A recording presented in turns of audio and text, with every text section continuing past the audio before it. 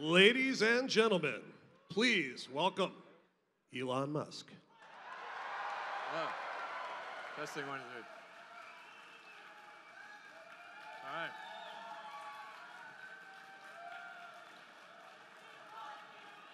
All right. All right. Welcome, everyone, to the Model X launch.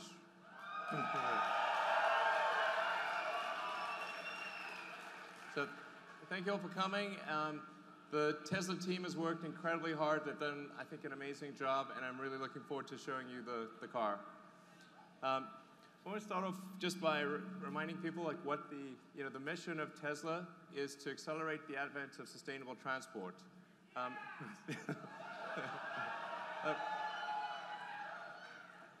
I think you guys know, it's incredibly important that we move to a sustainable world sooner rather than later. The sooner we do it, the better it is. And and it's important to show that that any type of car can go electric. We showed that you could make a compelling sports car with the Roadster, and that could go electric. And we showed that you could do it with a sedan, and now we're going to show that you can do it with an SUV.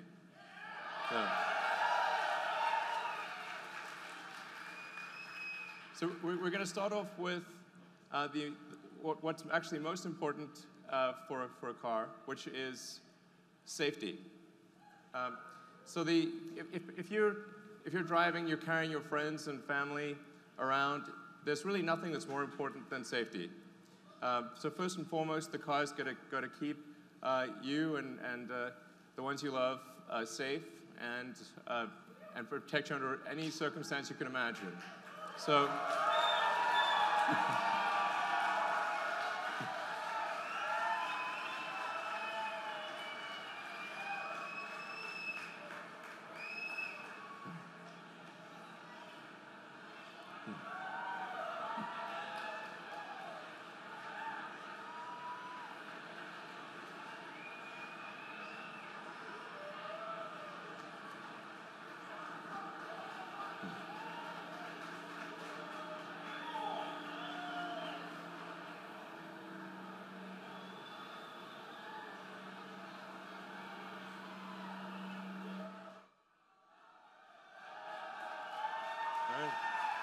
Thank you.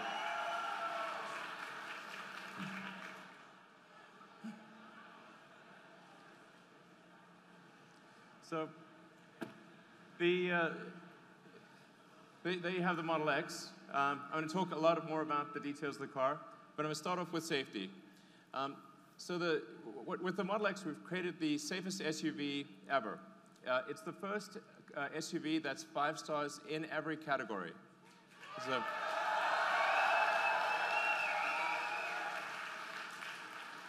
and I thought I'd just explain what does 5 stars mean, because 5 stars is not technically a statistical number. It's sort of a rough reference point. And what it actually means is it describes the probability of a serious injury in a high-speed accident. So you start off with sort of 2-star, 3-star, 4-star, 5-star, and they go down in 5% increments. So a 4-star would be a 15% probability of injury in a high-speed accident. 5-star would be 10%. Hypothetically, if there was a 6th star, it would be at 5%. And we've been able to get with the Model X an expected rating of about 6.5%.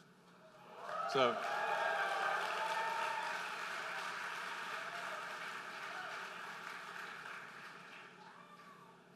And so let me explain how we get to such a low probability of injury.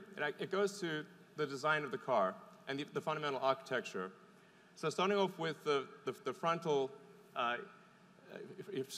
what happens in a frontal crash. This is where most injuries and deaths occurs in a frontal crash. And normally with a gasoline car, you've got a large steel engine block in front. And so in a high-speed impact, that engine block compresses into the passenger compartment and obviously causes damage to the people that are sitting there. With the Model X, there is no such thing. So we have a small electric motor that's down low by the battery pack. And the net effect is that you've got a much larger distance for the crumple zone. So it's really taking impact energy is about force over distance. And if you've got a longer distance, you can actually distribute that force over that longer distance and have a better deceleration and not impact the cabin. So in the case of the frontal zone, you've got something that's the equivalent of, like, if you were to jump out of a tall building into a pool, it's the difference between jumping into a pool or a pool with a rock in it. So you don't want the pool with the rock in it. So then going on to a side impact, the Model S and the Model X are about half of the next best in the SUV class. So the X is so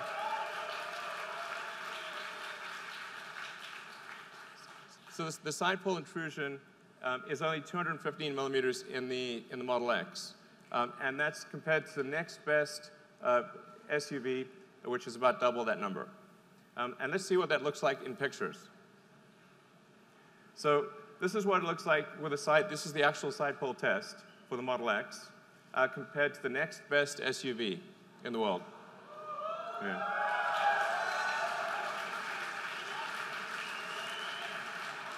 I mean, this is the difference between life and death. This is a really big difference.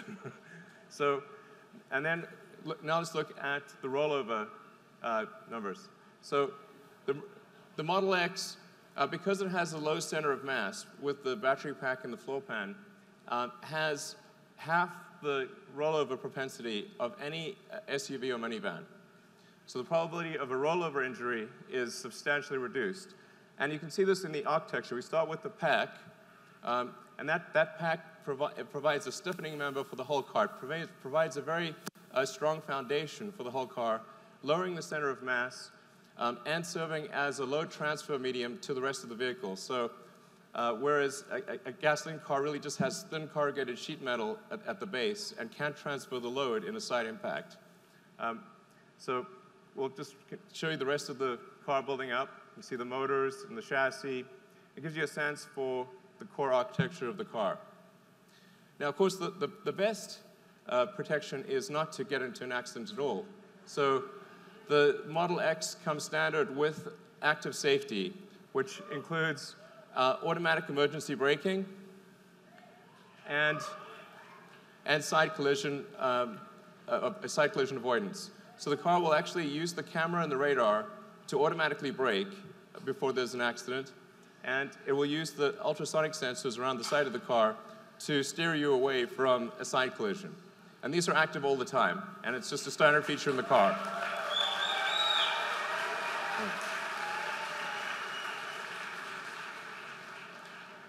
Now, the third thing, which is sort of topical, is air safety. Now, we designed the car well before recent events. So it just happens to have, there's recent events have illustrated the importance of air safety. And we have with the Model X the first true HEPA filter in a car. So why is it important to have a particulate filter? Why is it important to have a gas filter in the car? It's because this translates to a real change in life expectancy. So these are the most conservative numbers we could find on the internet, like the most conservative. They go way worse than this. This is basically the least bad thing that would happen if you lived in these cities. So, and now let's take a look at the filters themselves. I want to show you just how much of a difference this is. The top one is our primary air filter. The one on the left and the bottom is our secondary air filter. The one on the right is a normal car air filter. I think we've got some of those here. So this is what a normal car filter looks like. It's really quite small. This is the this is the primary air filter of the Model X. And this is the secondary air filter. Our secondary air filter is bigger than the primary air filter of a typical car. So and not only is it 10 times larger area, but the quality of the filter is greater. So that translates to a several hundred-fold improvement in the filtration capability. It is 300 times better at filtering bacteria, 500 times better at allergens, 700 times better at soot or smog, and 800 times better at filtering viruses. And this is on a bad day. So this is the minimum passing grade when it's just operating at its worst. So, so in addition to the particle filters, we have 3 layers of active carbon. So we've got one universal adsorbent layer, that's the initial layer. Then we've got another activated carbon layer that's meant for acid gases, and another one for alkaline gases. The net effect of the air filtration system is that you have air cleanliness levels which are comparable to a hospital operating room in the car. And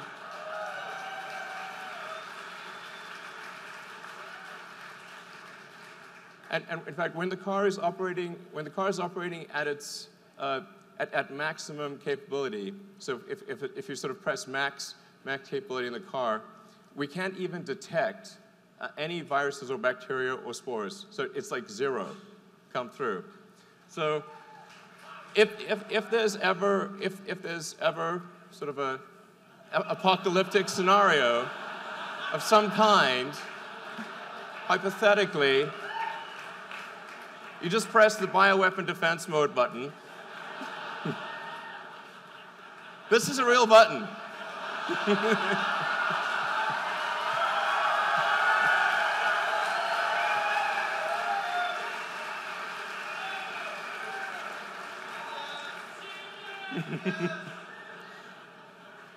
So what, yeah, we're trying to be a leader in apocalyptic defense scenarios. Now, so let's move on to the car itself. Like, what's cool and fun about the car? Doors and windows. Okay. So, you're obviously familiar with the Falcon Wing door. What we also have is an auto-presenting front door. So, what it'll do is it'll triangulate my position and detect that I am moving towards the front door. It will open the front door without me touching anything. I will sit down and it will close the door, like an invisible chauffeur. Yeah.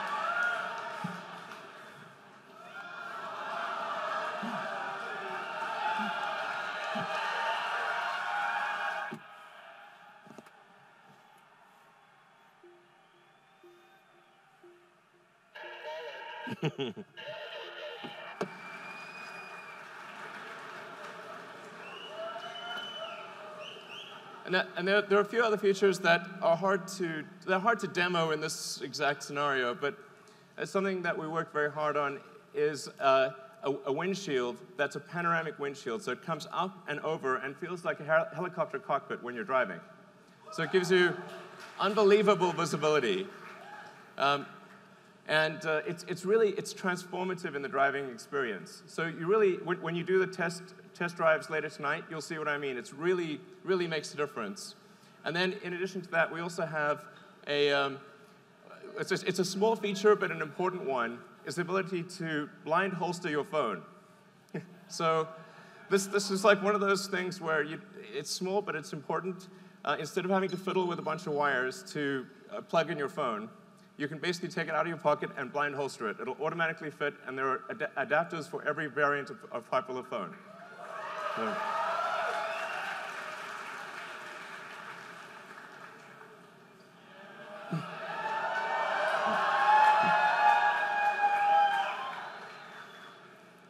So let's open these doors.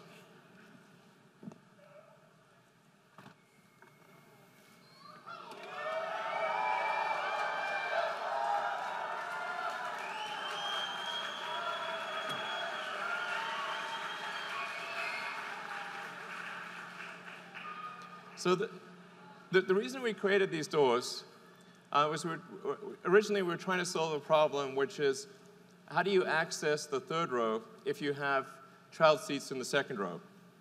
And I encountered this problem when I first got a gasoline SUV, and I had twins, and once you put them in the second row, you couldn't access the third row.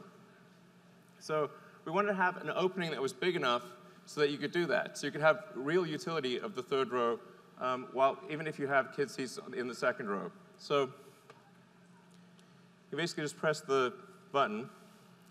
The seats will go forward, and I can step directly in. So.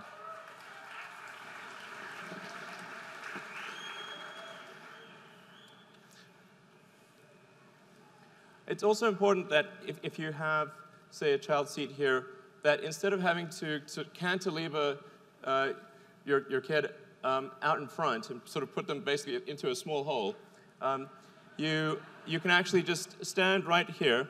You can actually step into the car if you want, and you can just put your child down in the child seat. It makes a huge difference in terms of back strain and comfort. So those are the two functional reasons, and then it also looks cool. So, yeah. So that's the Falcon Wing doors, and now obviously a question with the doors is, so how do they fit in tight spaces? Well, we'll show you. Let's bring out the cars.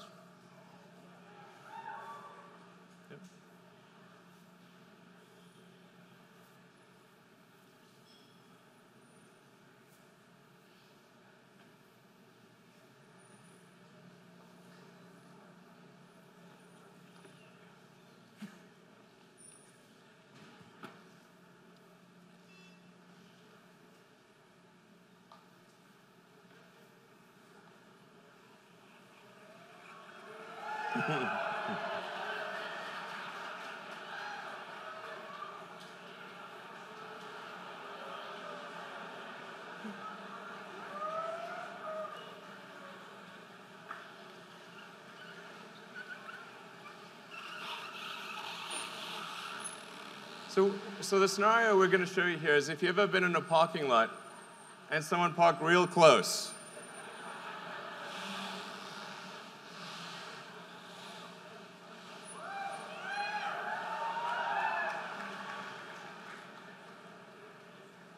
So I don't know if you can see well here, but there's only about a few inches separating the side mirrors on each side of the car. So we're going to open the Falcon Wing doors when there's barely enough room to squeeze between the two cars.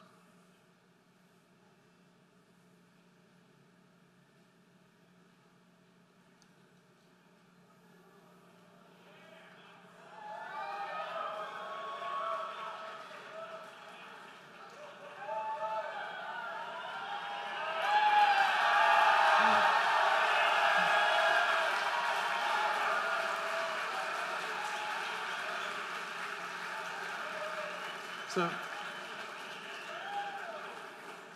the reason it's able to do that is because, unlike a traditional gull-wing door, which is only actuated on a single hinge, the Model X Falcon Wing doors are actuated on two hinges.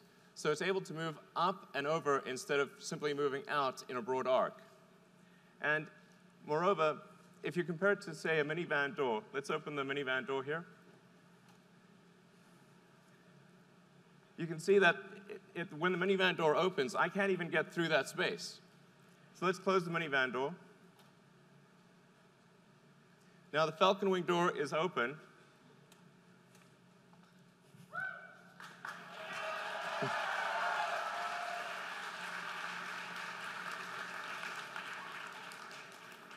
So our goal was to create an aperture that was more functional than a minivan door, and I think the team has succeeded. So I think it's the best aperture out there.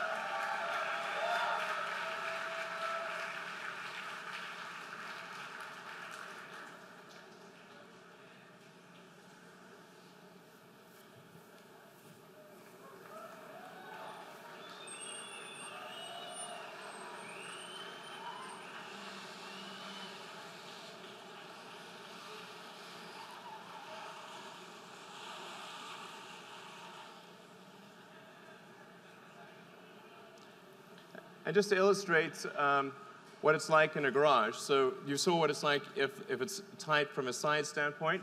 Well, what if you have a low garage? That's one of the most common questions I get about the Model X. The car actually automatically senses what the roof height is.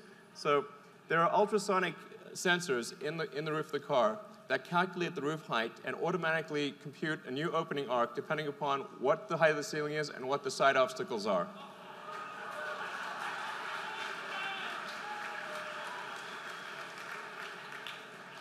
We actually developed a new ultrasonic sensor that's able to do sonar through metal. So in order to avoid having a puck, which is ordinarily needed for ultrasonic sensors, we thought the aesthetics of the puck would not be good because it would have to be in the center of the door. So we actually developed an ultrasonic sensor that can literally see through metal. All right. So let's maybe talk a bit more about the second row seats.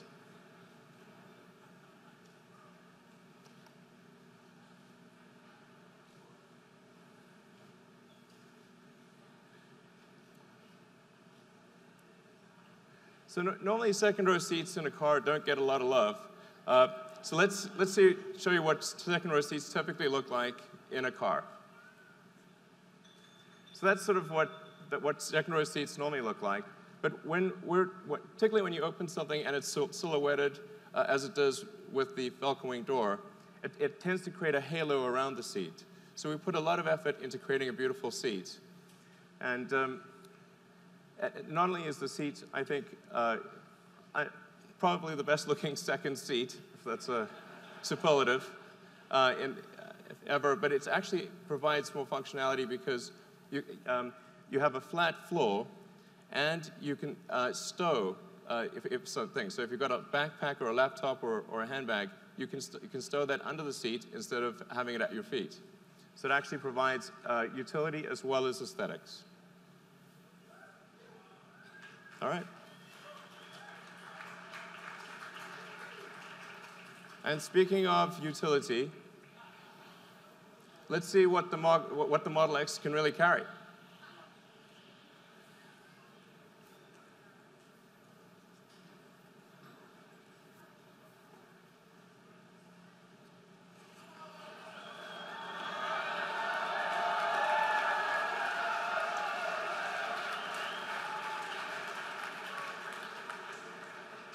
So the Model X is capable of towing 5,000 pounds. So 5,000 pounds while carrying 7 people and quite a lot of luggage. Yeah.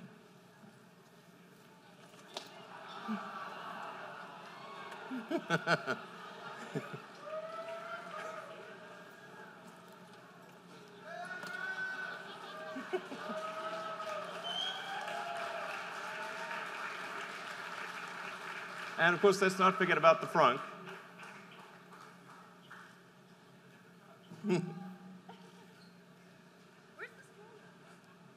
Yes, we need the stroller.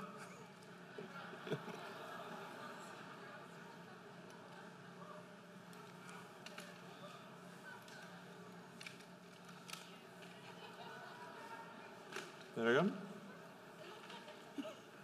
you want to put them in, or do you want to carry them out? All right. All right.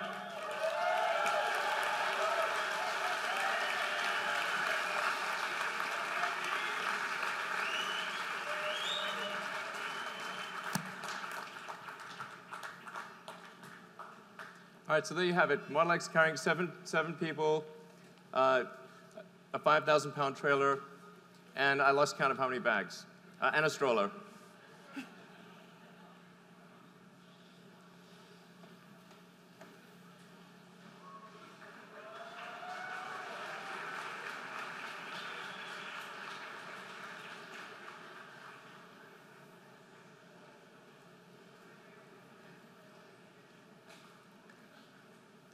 All right, so something that we developed for the Model X is, like, let's say you want to carry skis, bikes, and you want to do that quickly and easily. We made an accessories hitch that can be put on by a kid in approximately 10 seconds. Thank you. I think that was more like 5 seconds. So the accessories hitch can carry up to 4 bikes or up to 6 sets of skis. And you can close the trunk and have full functionality with the rest of the car.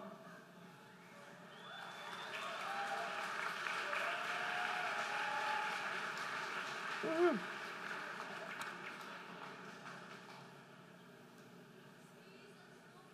Skis and snowboards, indeed. And then the final element, of course, is performance. So even the standard version of the Model X has quite high performance. So it's got the standard version, 90D's, got 257-mile range, all-wheel drive, of course, and it gets to 60 miles an hour in 4.8 seconds. And then the P90D Ludicrous mode.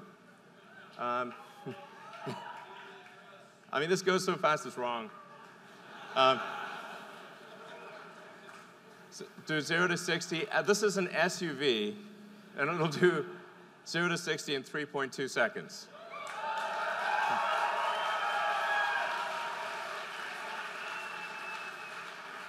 All right. So with that, let's hand over the post-production cars. All right.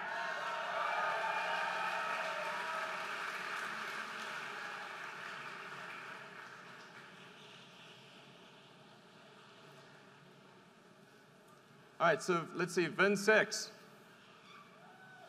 Hey. Hey, Ara. What's up, man? Amazing. Hey. Congratulations. Such an awesome job. All right, cool. Nice license plates. All right. Great work. All right.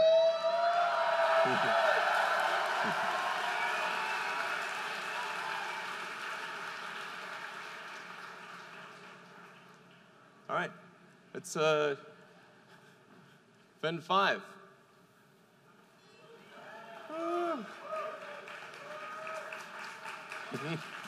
Car's coming soon. All right. Thank you very much. Good to see you. Is you okay? Hopefully the call will be sick here soon.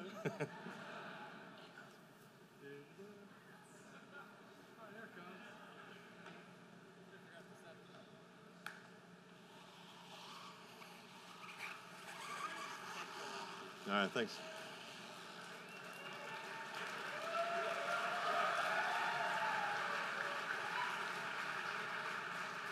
All right, and VIN 4.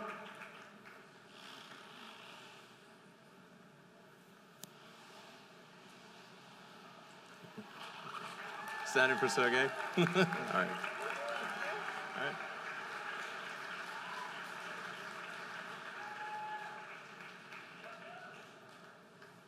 Oh, hang on, let's see. VIN 3.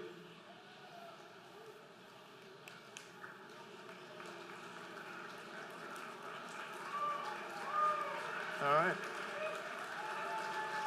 Good to see you. Absolutely. Congratulations. Thanks. Hey. Thank you.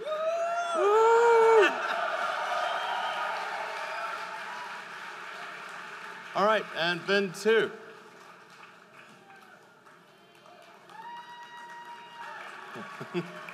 All right. Yeah, man. All right.